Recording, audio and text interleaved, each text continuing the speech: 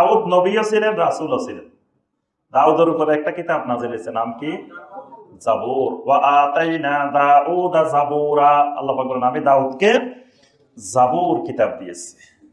দাউদ আলাইহিস সালামের কণ্ঠস্বর আল্লাহ রাব্বুল আলামিন অনেক সুন্দর করে দিয়েছেন।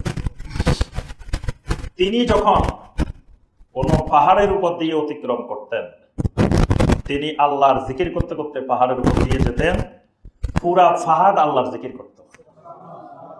তিনি যখন কোন এলাকা দিয়ে জিকির করতে করতে যেতেন, পশু পাখি যতদূর শোনা যেত তারাও আল্লাহর জিকির করত।